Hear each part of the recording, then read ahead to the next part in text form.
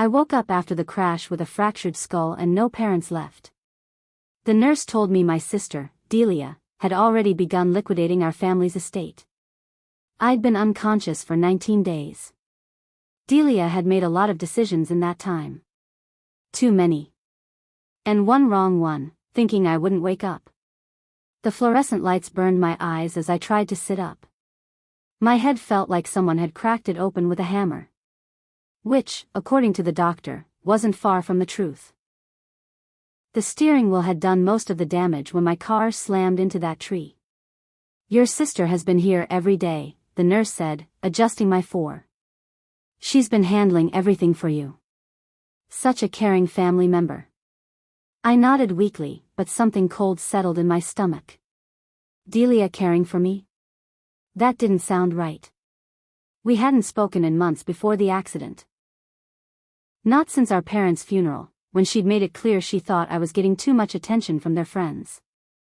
The nurse left me alone with my thoughts and a water cup I could barely lift. Through the window, I could see the parking lot where my life had changed forever. I didn't know it yet, but Delia had been counting on me never seeing that view again. I went home to a stranger's house. Everything was sanitized. Staged. My childhood home had been emptied and sold. We needed the money, Delia said. But I had questions. She gave me a guest room in her luxury condo. The bed was soft. The walls were cold. So was her heart. Where's Dad's reading chair? I asked, looking around the sterile living room. The brown leather chair where he'd spent every evening had been his favorite possession. Our grandfather had given it to him. I donated it, Delia said without looking up from her phone. It was falling apart anyway. You wouldn't want that old thing cluttering up a nice place like this. But I would have wanted it. I would have wanted all of it. The photo albums, Mom's jewelry box, Dad's collection of vintage books. Everything that made our house a home had vanished like it never existed.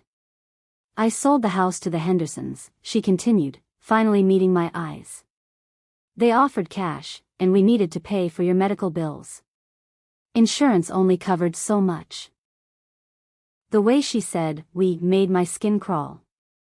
There was no "we" in any of this. I was the one lying in a hospital bed while she made decisions about my life. That night, I stared at the ceiling of her guest room, wondering how my entire childhood had been erased in 19 days. She told everyone I gave it up. An old friend asked why I'd signed away the estate. I never did. But Delia told everyone I had, and that I was too fragile to handle the pressure. She'd forged my signature. She even told the court I was mentally compromised from the accident. Jenny Martinez called me 3 days after I got out of the hospital. We'd been friends since high school, and she sounded confused. I'm so sorry about your parents, she said. But I have to ask, why did you sign everything over to Delia? That seems like a big decision to make right after such a traumatic accident. My blood went cold. What are you talking about? I didn't sign anything over to anyone. There was silence on the other end. Oh. Well, that's weird. Delia posted on Facebook about how grateful she was that you trusted her with the family estate. She said you were still recovering and couldn't handle the stress of legal paperwork. After I hung up, I confronted Delia. She was making coffee in her pristine kitchen, humming like she didn't have a care in the world.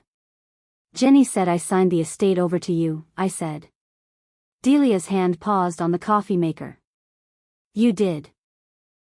You were heavily medicated, but you understood what you were signing. The doctor said it was important to reduce your stress levels. Show me the paperwork. It's at the lawyer's office. I can get copies if you really need to see them. But she never did. Mom warned me before she died. I remembered the last voicemail from Mom.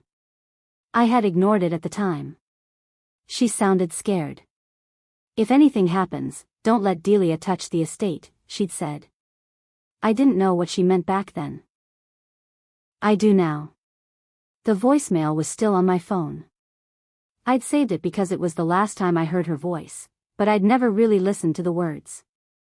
Now, lying in Delia's guest bed, I played it again. Just before you continue to watch, please subscribe to this channel and like this video. Back to the story. Sweetie, it's Mom. I need to talk to you about something important. Your father and I have been discussing the will, and, well, there are some things about Delia that concern us. If anything happens to us, don't let her touch the estate until you've had time to review everything with a lawyer. She's been asking a lot of questions about our finances lately, and it makes me uncomfortable. I love you both, but I need you to promise me you'll be careful. Call me back when you get this. I'd been at work when she called. Some stupid meeting that felt important at the time. I'd planned to call her back after dinner, but then the accident happened and I never got the chance. Mom's voice sounded different on that message. Worried. Almost frightened. Like she knew something bad was coming. I played the message 3 more times before I finally understood. Mom had been trying to protect me from my own sister. The car wasn't supposed to explode. My brakes failed. The police said it was mechanical. But I overheard a mechanic mention deliberate tampering. The same mechanic who worked at a shop Delia once co-owned with an old college friend. The crash wasn't an accident. It was an opening. I went to see the wreckage 2 weeks after getting out of the hospital. The insurance adjuster was still investigating, and I wanted to understand what had happened to me. Brake lines were completely severed, the mechanic told me, wiping his hands on a greasy rag. Never seen anything like it. Almost like someone took a knife to them. My heart started racing. Are you saying someone sabotaged my car? He shrugged. I'm just saying brake lines don't usually cut themselves in half. But the police report says it was mechanical failure, so that's what it was. Something about his tone made me dig deeper. I asked around about the auto shop where my car had been towed. That's when I learned that Delia had co-owned a repair shop with her college boyfriend 5 years ago. Same owner, same mechanics. I started thinking about the timing. My parents had died in February. I'd had my car serviced in March, right before the accident. Delia had recommended the shop, said they gave family discounts. The accident happened 3 days before I was supposed to meet with our parents' lawyer about the will. 3 days before I would have learned exactly what Mom and Dad had left us. Delia had created her own opening, and I'd driven right into it. The diary behind the wall. In the house we grew up in, I found a notebook tucked inside the wall behind a mirror, Mom's handwriting. She wrote about her growing fear that Delia was digging through legal files, pressuring Dad to update the will. She never trusted her with money. Or me. The Hendersons were nice people. When I showed up at my childhood home and explained who I was, they invited me in for coffee. Mrs. Henderson had been redecorating the master bedroom when she found something unusual. There was a loose board behind the mirror, she said, leading me upstairs. We found this notebook wedged inside. I was going to throw it away, but then I saw your mother's name inside. The notebook was small, bound in faded blue leather. Mom's careful handwriting filled page after page, dating back almost 2 years. I sat on my old bedroom floor and read about fears I never knew she had. March 15th, Delia came by again asking about the investment accounts. She wants to know exact numbers, which makes me nervous. She's always been money-focused, but this feels different. May 3rd, found Delia going through Robert's desk when we came home early from dinner. She said she was looking for a pen, but the file drawer was open. I don't trust her anymore. September 12th, Robert wants to change the will again. Delia has been filling his head with ideas about family trusts and tax shelters. I think she's trying to manipulate him. I need to protect our younger daughter. The final entry was dated just 1 week before their car accident. Something is very wrong with Delia. I'm calling a lawyer tomorrow. Delia has always been like this. She made me take the fall for things even as kids. I was grounded for the necklace she stole. Blamed for a broken vase. But this was bigger. This was calculated. She didn't just want more than me. She wanted me out of the way. Reading Mom's diary brought back memories I'd buried for years. When we were kids, Delia had a talent for making me look guilty. She'd steal candy from the corner store and hide it in my backpack. Break something valuable and point the finger at me when our parents found the pieces. "She's just jealous," Mom would say after punishing me for something Delia had done. "She's older, so she feels threatened by how smart you are." But it wasn't jealousy. It was something darker. Delia didn't just want to be better than me, she wanted me to disappear entirely. I remembered the time she told everyone at school that I'd cheated on my SATs. The rumor spread so fast that I had to retake the test to prove my scores were real. Or when she told our parents I was doing drugs, leading to months of random searches and suspicion. Every lie was carefully crafted to make me look unstable, untrustworthy, unworthy of their faith. She'd been practicing for this moment her entire life. Now she had the perfect opportunity. Our parents were dead, I was vulnerable, and she had 19 days to rewrite history however she wanted. This time, though, I wasn't a confused kid. I was an adult, and I was starting to understand the game she'd been playing all along. A wedding paid in blood money. Just 2 months after the funeral, Delia married her fiancé, Theo, in a $70,000 seaside ceremony.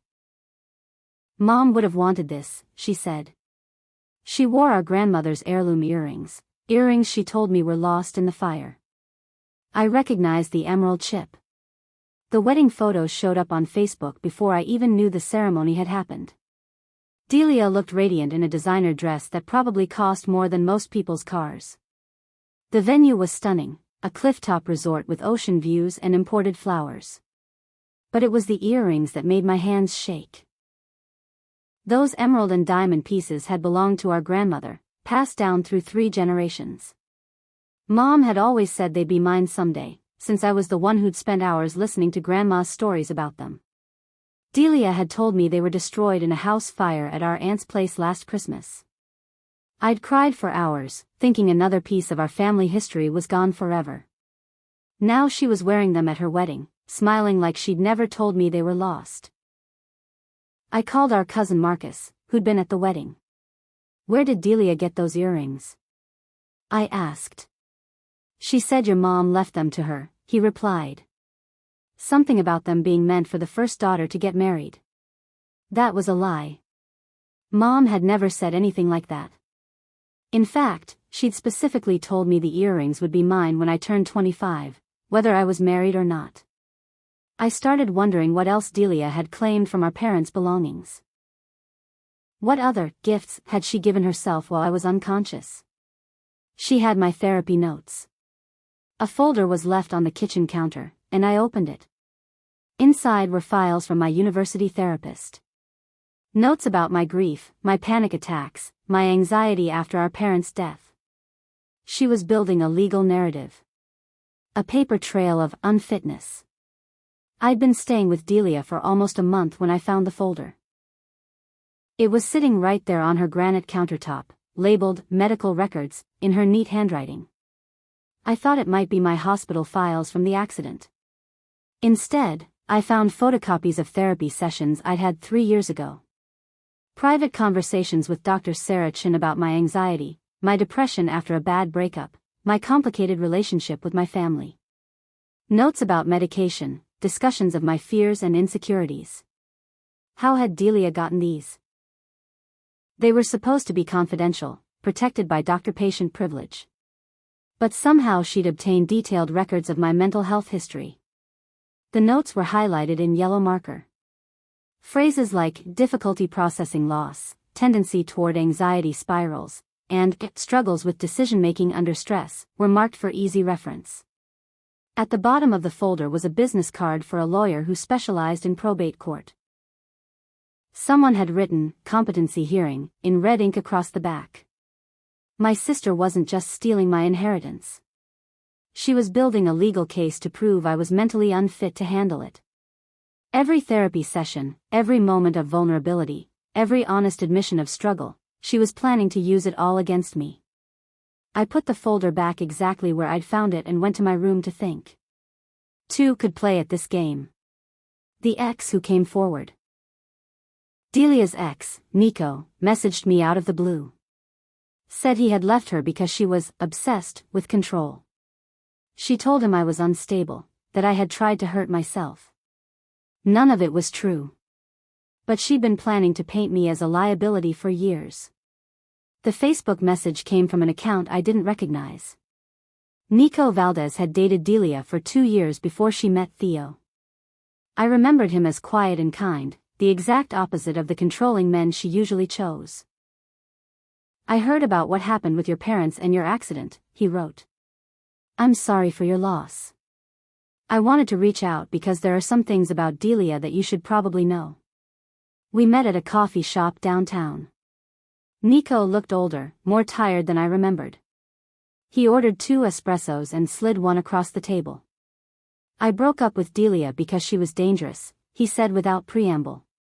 Not physically dangerous, but mentally. She was obsessed with controlling every aspect of my life, and when that didn't work, she started trying to control how other people saw me. He told me about the lies Delia had spread after their breakup. How she'd told his friends he was abusive, his family that he was cheating, his boss that he had a drinking problem. None of it was true, but the damage was done. She mentioned you a lot when we were together, Nico continued. Always talking about how unstable you were, how you couldn't be trusted with important decisions. She said you tried to hurt yourself in college. I stared at him. I never tried to hurt myself. I had anxiety, but I was never suicidal. I know that now, he said. But she was very convincing. She's been building this narrative about you for years. The gaslight routine. She kept calling me dramatic. Unwell. Told our extended family I was struggling. Every time I caught her in a lie, she called it a miscommunication. I stopped talking. Started recording. Documented everything. Living with Delia was like walking through a funhouse where nothing was quite what it seemed. Every conversation left me questioning my own memory, my own sanity. When I asked about Dad's watch, a family heirloom he'd promised to leave me, she sighed dramatically. You're being paranoid again. Dad never said that. You're probably confusing it with something you dreamed while you were in the coma. When I mentioned the therapy files, she looked at me with fake concern. Sweetie, those are your medical records. I had to get them for the insurance company. You signed the release forms, remember? You're still not thinking clearly from the head injury. But I knew I hadn't signed anything. I knew Dad had promised me that watch. I knew I wasn't losing my mind, even though Delia's constant gaslighting made me doubt everything. That's when I started recording our conversations. My phone had a voice memo app, and I learned to activate it discreetly before we talked. I also started keeping a journal, writing down every conversation, every lie, every manipulation attempt. She's still not herself, I heard her tell our Aunt Linda on the phone. The doctors say brain injuries can cause personality changes. She's become very suspicious and angry. I'm worried about her. I had the whole conversation on tape. The empty safe, almost. Delia had closed the safe deposit box a week after our parents died. But she left one thing behind, a notarized page of the original will, with a clear signature and a postmark. It showed equal division of assets. But the version she presented to the court? All hers. It took me 3 weeks to track down which bank held our parents' safe deposit box. Mom had mentioned it once, years ago, but I'd never paid attention to the details. Bank security was tight, but I had a copy of their death certificates and my ID proved I was their daughter. The box was closed last month, the bank officer told me, pulling up the records. Your sister had all the proper documentation to remove the contents. Did she take everything? The woman hesitated. There was one item left behind. A single document. We're required to hold abandoned items for 30 days before disposal. She led me to a small room where I could examine the contents of a manila envelope. Inside was a single page, the signature page of our parents' will, dated 6 months ago. Both Mom and Dad had signed it, and their signatures were notarized. The document clearly stated that their estate would be divided equally between their 2 daughters, Delia Marie Chen and myself. No mention of mental fitness clauses or conditional inheritance. Just a simple, equal split. But this wasn't the will that had been filed with the court. The version Delia had submitted gave her everything, claiming I had waived my rights due to mental incapacity following my accident. I made photocopies of the original signature page and put it in my own safe deposit box. Then I called a lawyer. I let her think she won. I thanked her. Cooked dinner. Laughed at her jokes. Told her I was healing. She let her guard down. Started bragging. You wouldn't have known what to do with all that money anyway, she said. I recorded every word. The hardest part was pretending to be grateful. Every morning I had to wake up and thank the sister who had stolen my inheritance, sabotaged my car, and gaslit me for months. But I needed her to feel safe, comfortable, confident enough to make mistakes. I started cooking elaborate dinners, acting like the grateful little sister she wanted me to be. I laughed at her stories about the wedding, complimented her decorating choices, even helped her plan a housewarming party. You're finally starting to feel better, she said one evening as we shared a bottle of wine. I was so worried about you after the accident. You were saying such strange things in the hospital. I know, I replied, refilling her glass. My memory is still fuzzy about that time. Thank goodness you were there to take care of everything. The wine made her talkative. She started sharing details I never would have learned otherwise. Honestly, it's probably better this way, she said, gesturing around her luxury condo. You wouldn't have known what to do with all that money anyway. You've always been more of a dreamer than a practical person. I'm good with investments, business decisions. Mom and Dad would want their money to be handled responsibly.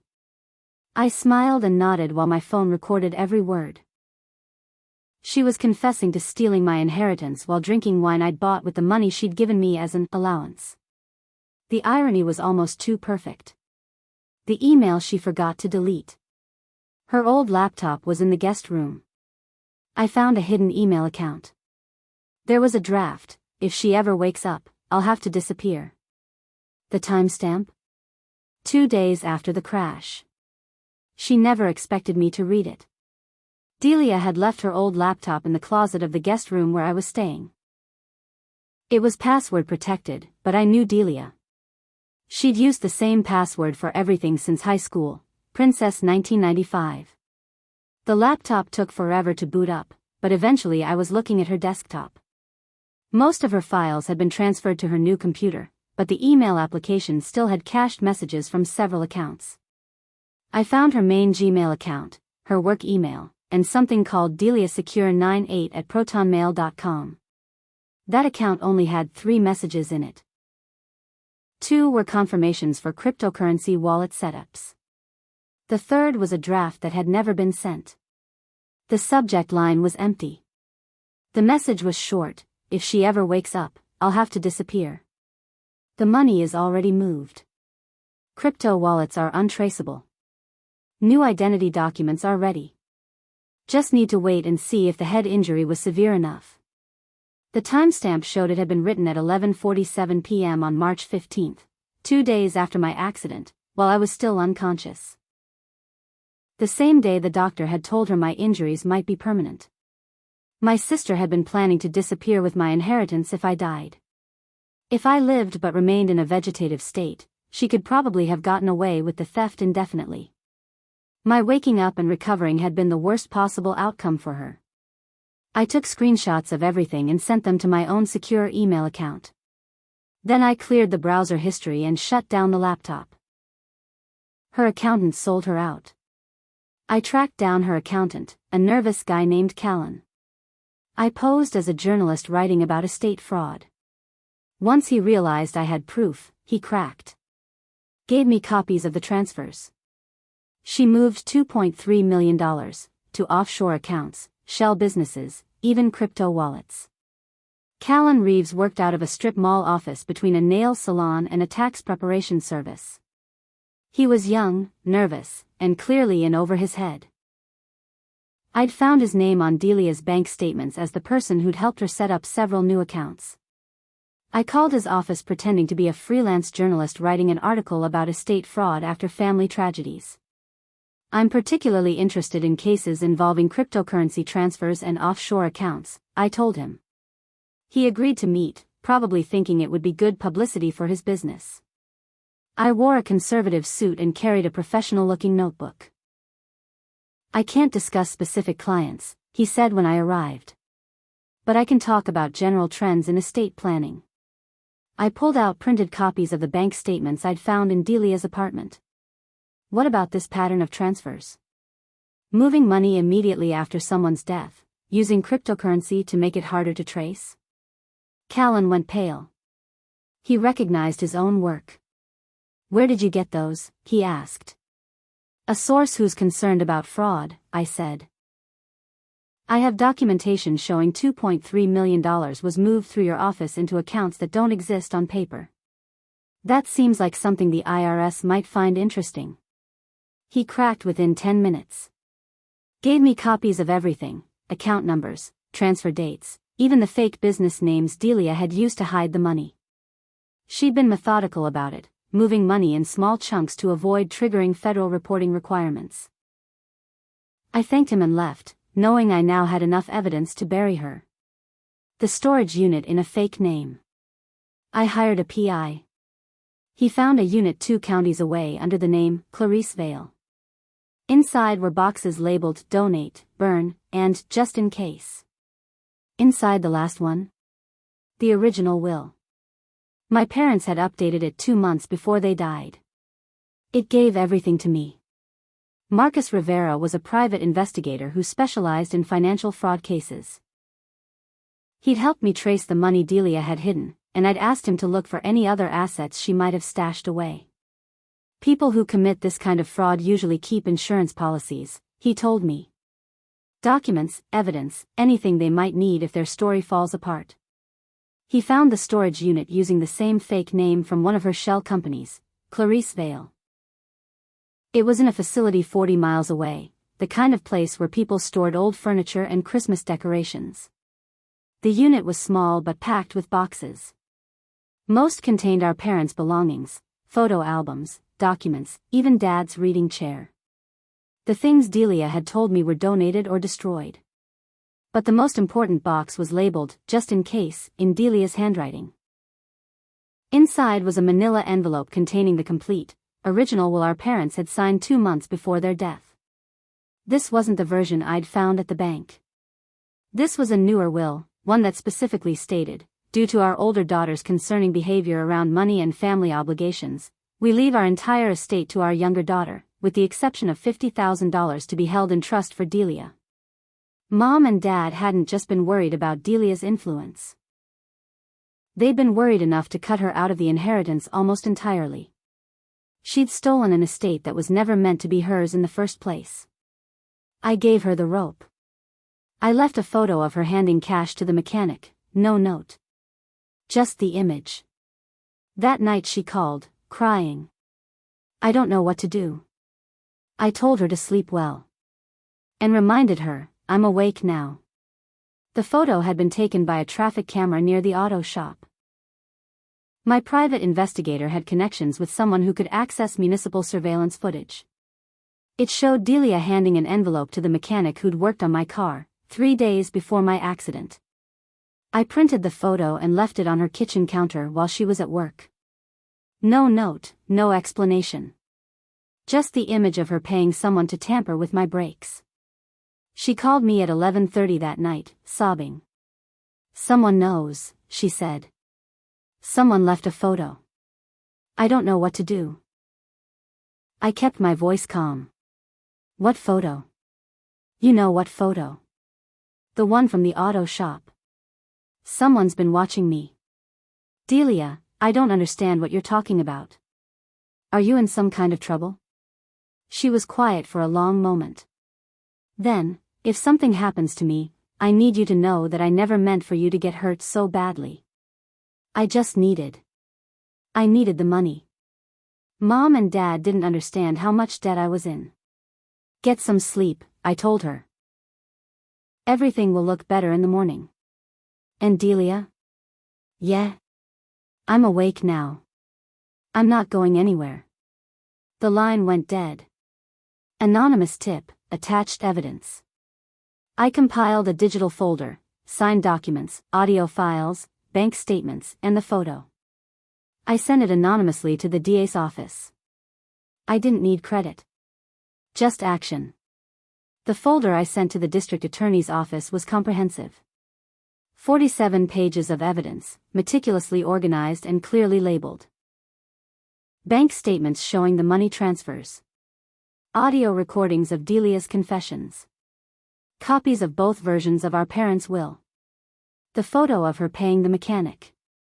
Even Callan's signed statement about the offshore accounts. I created an anonymous email account and sent everything as encrypted attachments. The subject line was simple: estate fraud and attempted murder, Chin family. The cover letter was professional but thorough.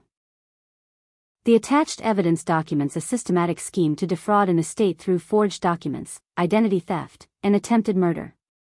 The perpetrator believed the victim would die from vehicular sabotage, allowing her to inherit money that was never legally hers. When the victim survived, the perpetrator continued the fraud through gaslighting and forged legal documents. I included a timeline of events, from our parents' death through my accident to the discovery of the evidence. Everything was documented with dates, times, and supporting materials.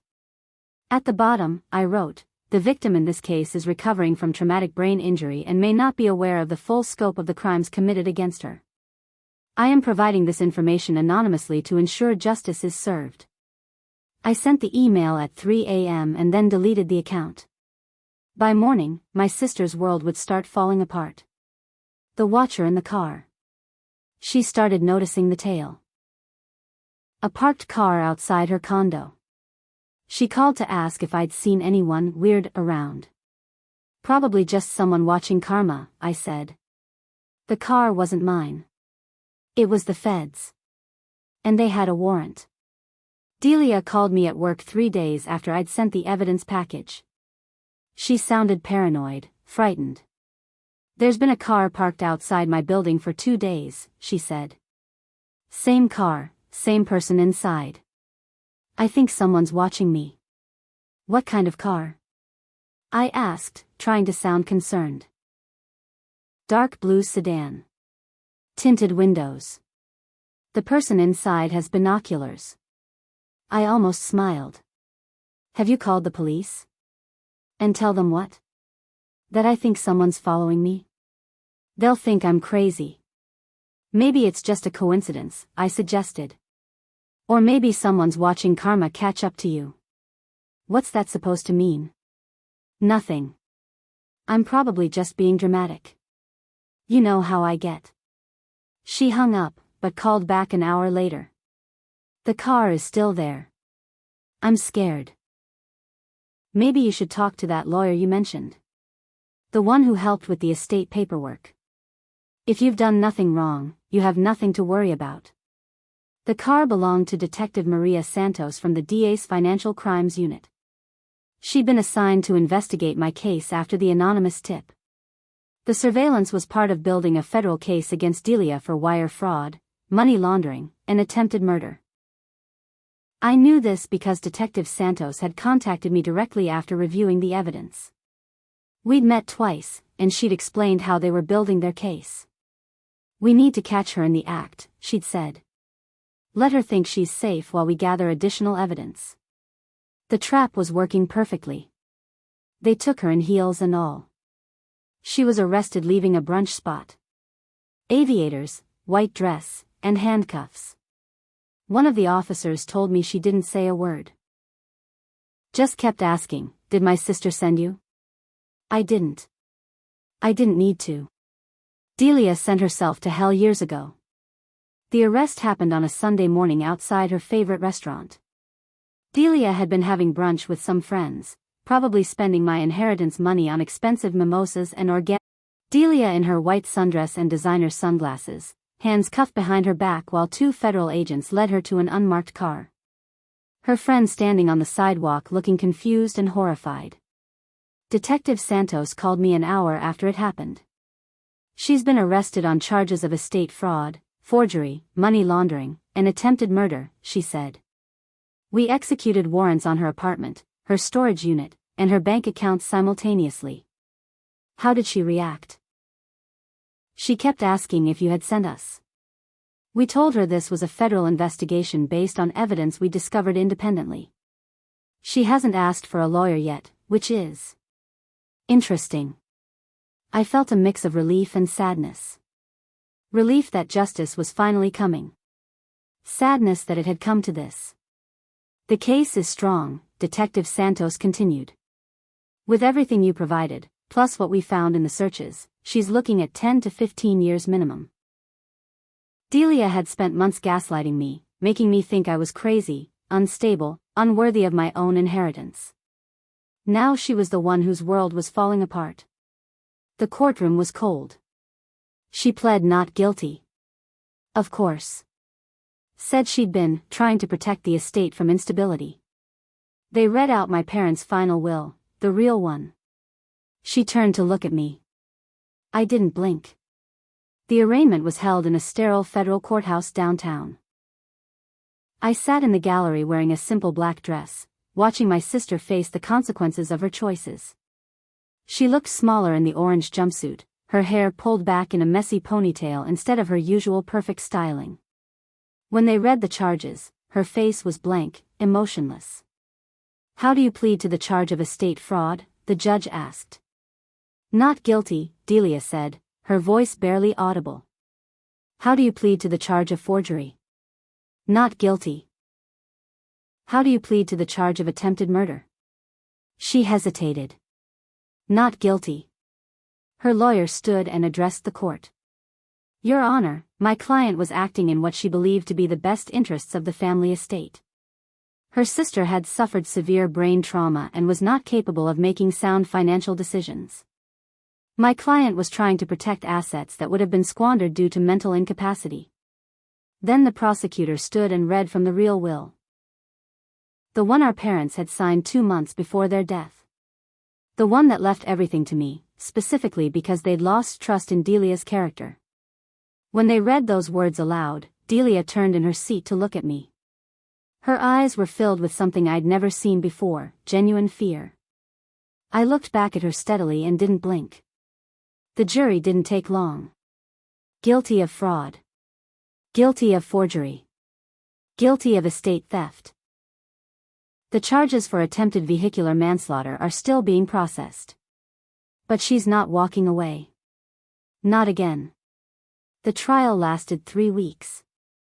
I testified for 2 full days, walking the jury through everything, the forged documents, the gaslighting, the evidence I'd found.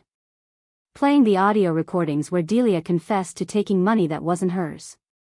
Callan, the accountant, testified about the offshore accounts and cryptocurrency transfers. The mechanic finally admitted that Delia had paid him to sabotage my car, though he claimed he hadn't known I would be seriously injured. Expert witnesses explained how brake lines don't cut themselves, how the pattern of financial transfers indicated premeditation, how the forged signatures on legal documents constituted federal crimes. Delia's defense was weak. Her lawyer tried to paint her as a concerned sister making difficult decisions for someone who couldn't think clearly. But the evidence was overwhelming. The real will destroyed that narrative completely. Our parents had specifically written that they didn't trust Delia with money. They'd seen through her manipulations long before I had. When the jury foreman stood to read the verdict, the courtroom was silent. On the charge of estate fraud, we find the defendant guilty. On the charge of forgery, we find the defendant guilty. On the charge of money laundering, we find the defendant guilty. Delia closed her eyes and dropped her head. Her lawyer put a hand on her shoulder, but she shrugged it off. The attempted murder charges were still being processed separately, but these convictions were enough. She was looking at a minimum of 8 years in federal prison, probably more with the financial enhancements. After months of being told I was crazy, unstable, and unreliable, 12 strangers had looked at the evidence and decided I was telling the truth. I got the house back. The estate returned to my name. The bank accounts too. Even my dad's classic car, the one Delia said was scrapped. I found it in a rented garage, untouched. Like a piece of him waiting for me. The asset recovery process took 6 months, but eventually everything came back to me. The house Delia had sold was purchased back from the Hendersons, who were understanding about the unusual circumstances. They'd grown attached to the place, but they helped me buy it back at fair market value. The offshore money was harder to recover, but the federal government had tools for that. They seized the cryptocurrency wallets, closed the shell companies, and returned every dollar Delia had stolen. Finding Dad's car was the biggest surprise. I'd assumed it was really gone, sold or scrapped like Delia had claimed.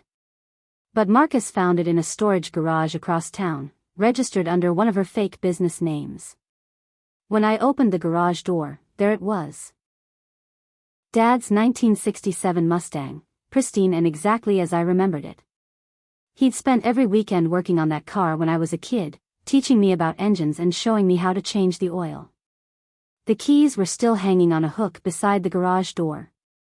I sat in the driver's seat for 20 minutes, breathing in the smell of leather and old motor oil, feeling closer to Dad than I had since the day he died. Delia had taken so much from me, but she'd preserved this piece of him without even realizing it. When I turned the key, the engine started on the first try. Like it had been waiting for me to come home. But I still don't sleep. Getting justice didn't erase the grief. Or the guilt. Or the fact that my sister smiled when I was unconscious. People ask if I regret it. I don't. I regret not doing it sooner. Moving back into my childhood home should have felt like a victory, but some nights I lay awake staring at the ceiling, thinking about everything that had happened. The justice felt good, but it couldn't bring back the months of gaslighting, the fear, the feeling of being completely alone in the world. Sometimes I wondered if I could have handled things differently. If I'd been smarter, more observant, maybe I could have stopped Delia before she got so far. Maybe our parents would still be alive.